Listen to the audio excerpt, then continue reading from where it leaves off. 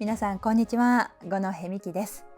今日のテーマはこちら、日本語学中でも複合語のアクセントについてお伝えしていきます。まず複合語とはですけれども、2つ以上の語が組み合わされて作られた語のことですね。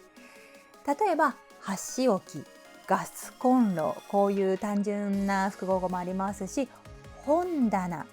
雨水、こういうふうに音が変わる連絡とか転音と言いますけれども、こういう音が変わる名詞の複合語もあります。あとは蒸し暑い、暑苦しい、こういう形容詞もありますし、見回る、打ち合わせる、そういう動詞の複合語もありますね。動詞の場合は複合動詞というふうに分類されますけれども、これ短い複合語、今ご紹介したようなものだとアクセントに迷うことってそんなにないと思うんですね。これ長くなってくるとアクセントに迷うことあると思います。取扱説明書、どうですか？デジタルトランスフォーメーション、ソーシャルネットワーキングサービス、どうでしょうか？こういう一般用語だと迷わないでしょうか？もっと長いとどうでしょうか？アクセントに耳をそば立てて聞いてみてください。顧客満足度調査、高齢者医療保険制度、地方創生推進交付金、防災減災国土強靭化計画、クラウドサービス利用規約、サステナビリティマネジメント推進体制構築、いかがでしょうか？はい、この動画はですね、そのビジネスパーソンの皆さんで、例えば商品とかブランドを作るお仕事の方、複合語のアクセントの原則を知っておいた方が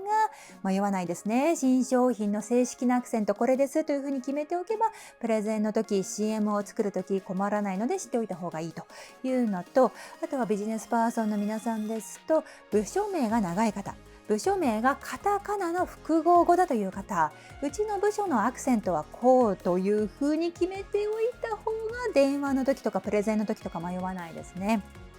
それからナレーションをする方、原稿読みをする皆さんですね。複合語アクセントの原則が分かっていないと取り直しになるかもしれない、取り直しに応じられないかもしれないということが起こりますね。私も実際に現場で複合語のアクセントがそうじゃなくてこういうふうにしてくださいというふうに言われたことよくありました。この機会に複合語のアクセントの法則覚えちゃってください。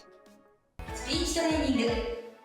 それでは日本語のアクセントについてですけれども、日本語のアクセントは肯定アクセントですね。高いところと低いところがあるアクセントです。詳しくは別の動画でご紹介しています。それから放送ですとかマスコミで採用されているのは全国共通語、略して共通語と言いまして、これは東京方言が基盤になっています。各地の方言というのは誤った日本語ではありませんので、アクセントも正しい、間違っているで分類するというものではありません。これも共通語と標準語については詳しくは別の動画でご紹介しています。なので今日ご紹介する複合語のアクセントというのも、これが正しいという話ではないですね。共通語だとこうですよ、東京式アクセントだとこうですよという話になります。前置きが長くなりました。それでは東京式アクセントの原則を見ていきましょう。高く発音される部分は一語のうち1箇所に固まっています。続けて2拍以上が高くなることはありますけれども、一語のうちの高く発音される拍が離れた場所にあることはありません。これ箸置き、ガスコンロで見ていきましょう。箸置き1語ずつ発音すると箸置きですね。箸置きだと高く発音される部分が固まってないですね。箸置き、離れちゃってますね。高く発音される部分が一つの語として発音する場合は箸置き、高く発音される部分がまとまりますね。はい、複合語になるとアクセントが変わるんですね。真ん中が高くなってつながるというのが基本です。この真ん中が高くなってつながるというのを放送業界ではコンパウンドというふうに言ってますね。これ英語で複合語をコンパウンドワードというふうに言いますので、放送業界ではコンパウンド、ナレーションの時とかにここコンパウンドしてくださいとか、ここコンパウンドしないでくださいというふうに指示がありますね。はい、でこの真ん中が高くなってつながる複合語になるとアクセントが変わるという原則がありますので、箸置き、箸置きじゃなくて箸置き、ガスコンロじゃなくてガスコンロ、こういうふうになることでこの語は1語であって2語ではないですよということも示してくれているわけですね。ちなみに東京式アクセントの原則、こちらもあります。語の第1拍と第2拍は高さが異なります。つまりですね、第1拍が高ければ第2拍は低くなる、第1拍が低ければ第2拍は高くなる。ここが語の始まりですよということを示してくれるわけですね。箸置きが箸置きだと置きも語の始まりだというふうに認識できてしまいますね。ガスコンロもガスコンロだとコンロも語の始まりになってしまう。なので箸置き、ガスコンロというふうになると OK ということですね。はい、では他の例見ていきましょう。スピーチトレーニング。映画国宝話題ですけれども、映画国宝、これは2つの語なので高いところがまとまっていないですね。でも人間国宝になると人間国宝じゃなくて人間国宝になりますね。冒頭でご紹介しました複合語はこうなります。本棚は本棚、雨水は雨水、蒸す暑いは蒸し暑い、暑い苦しいは暑苦しい、見る回るは見回る、打つ合わせるは打ち合わせる。高いところがまとまってますね。真ん中が高くなってつながるというのを分かっていただけましたでしょうか。その他の例で地名見ていきましょう。埼玉、埼玉県、さいたま市。長野、長野県、長野市。どうですか？じゃあもうちょっと長いのを見ていきましょう。取扱説明書、つながると取扱説明書。デジタルトランスフォーメーション、つなげるとデジタルトランスフォーメーション。はい、ではもっと長い3語4語だとどうでしょうか。ソーシャルネットワーキングサービス、つながるとソーシャルネットワーキングサービス。これはどうですか？顧客満足度調査、高齢者医療保険制度、地方創生推進交付金。あれってなりましたでしょうか？詳しく見ていきましょう。スピーチトレーニング。はい、ソーシャルネットワーキングサービス、これ SNS のことですけれども、コンパウンドして一語として発音するのが一般的かなと思います。ソーシャルネットワーキングサービスですね。で、顧客満足度調査、これ一語として発音すると顧客満足度調査ですけれども、これだけが正解じゃないんですね。顧客満足度調査でもいいですし、顧客満足度調査でも問題ありません。これはですね、複合語として一語と捉えられるものであっても、ニュースだったりナレーションだったりする場合は情報の正確な伝達というのが最優先になるわけですね。なのでコンパウンドするアクセントが変わってしまうと意味がよくわからない、一回で聞き取れないということが起こってしまいますので、あえて一語ずつのアクセントにしたりとか、アクセントを分けたりして聞き取りやすさ、情報の正確な伝達のためにアクセントを分けるということがあります。顧客満足度調査の場合は3つにして顧客満足度調査にすることもあります。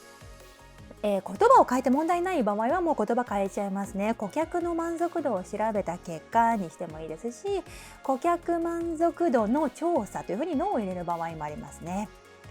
では個人的には顧客満足度調査ってもう CM とかでよく聞く言葉になったので、一語として顧客満足度調査で問題ないかなと私は考えております。続きまして、高齢者医療保険制度。これ一語として考えてコンパウンドすると高齢者医療保険制度ですけれども、これやっぱり高いところがあまりに長いと意味が分かりづらいんですね。なので、どこかでアクセントの切れ目を作って聞き取りやすさを優先する。で、どこにアクセントの切れ目が来るかですけれども、のを入れておかしくない場所と考えると分かりやすいですね。高齢者の医療保険制度だったら高齢者医療保険制度、高齢者医療の保険制度だったら高齢者医療保険制度になりますね。はい。で、より聞き取りやすいようにということで3つに分けるのもあります。高齢者医療保険制度に分けても問題はありません。私は高齢者医療保険制度で発音するかなと思いますね。続きまして、地方創生推進交付金。これも考え方は同じですね。まず最初の地方創生ですけれども、これコンパウンドすると地方創生ですね。地方創生だとちょっと意味が分かりづらい、聞き取りやすさというのを目的にして2語に分ける。地方創生、これがニュースだと推奨されるかなと思いますね。で、推進交付金の方は推進がもともと後ろが上がるアクセントなので、分けても推進交付金になりますね。つなげても推進交付金ということで、地方創生推進交付金になりますね。同じ考え方でこちらも発音できますね。防災減災国土強靭化計画、クラウドサービス利用規約、サステナビリティマネジメント推進体制構築。こんな風にアクセント分かれてきますね。スピーチトレーニング。はい、私ラジオ CM を収録していた時を振り返るとですね、新商品のその複合語になっている新商品のアクセントで困ってしまったというか、迷ってしまったことはありましたね。実際の商品名出しませんけれども、その商品があいうえお ABC チョコレートだとします。これアクセントの種類がいっぱいありますね。あいうえお ABC チョコレートなのか、あいうえお ABC チョコレートなのか、あいうえお ABC チョコレートなのか、あいうえお ABC チョコレートなのか、